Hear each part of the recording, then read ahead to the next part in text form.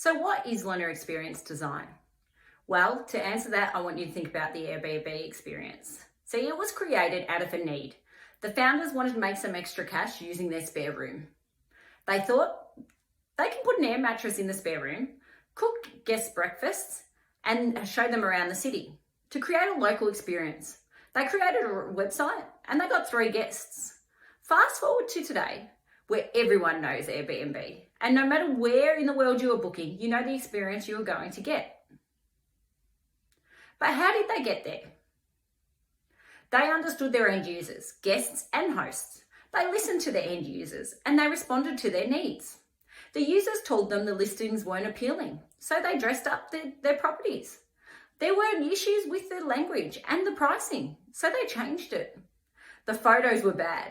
They photographed them professionally. They didn't start off how they are today, but they iterated and continued to evolve it to the experience you have today. And that's the same for learner experience design. So I can hear you thinking, how is this relevant to our learning experience design? Well, Airbnb knew their end users and they responded to them differently depending upon their needs and motivations for using Airbnb to maintain the experience.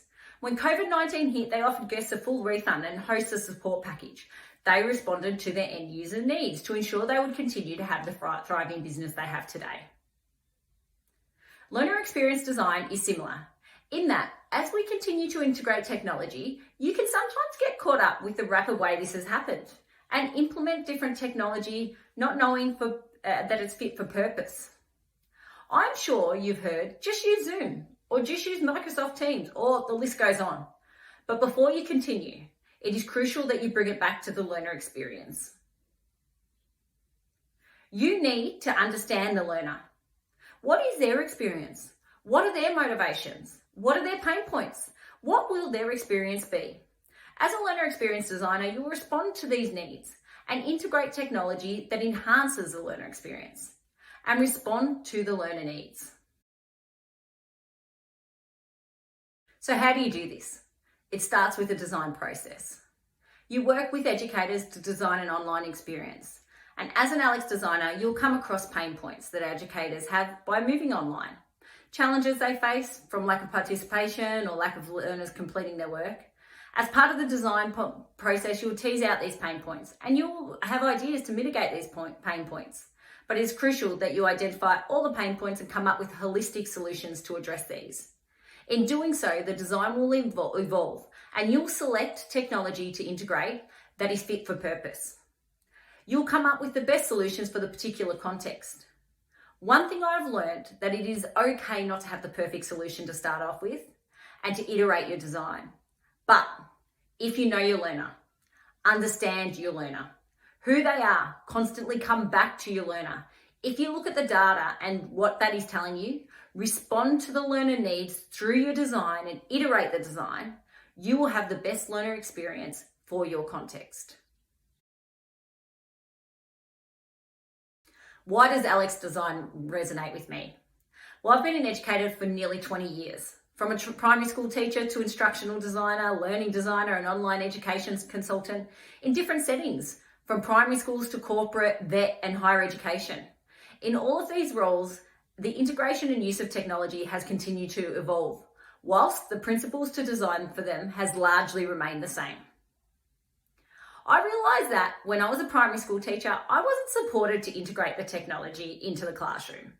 As an instructional designer, I developed resources with the LMS, and whilst it could be argued that they're all used technology, it wasn't designed for integrating technology for the learner experience. As a learner designer, it was a shift in title, but the practices widely remained the same. It wasn't until I was part of a project where the learning was wholly online, and I had to work with stakeholders globally. And although the learning experience was widely the same across all the courses, the outcomes of the courses and what needed to be communicated to learners varied greatly.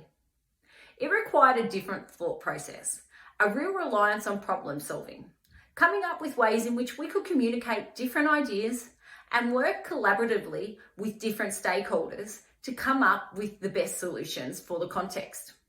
Since there was a real reliance on technology, I had to understand the learner. What were their motivations, their pain points would be? How would they interact with the technology? What activities would there be? And what would the learners do? It was this that exposed me to the principles of learner experience design that I align with today. As a learning experience designer, you can focus on how experience can be rather than how things have to be based upon a linear process, with a focus on problem solving and the holistic experience, inheriting frameworks from different disciplines to effectively integrate the technology. And this is what learner experience design does. If you want to know more, I've listed some resources in the information section that you can review further. So have a think about any courses you are designing and whether you have integrated technology for the learner experience or just in response to COVID-19. I encourage you to review the resources and think about these in your context. Thank you.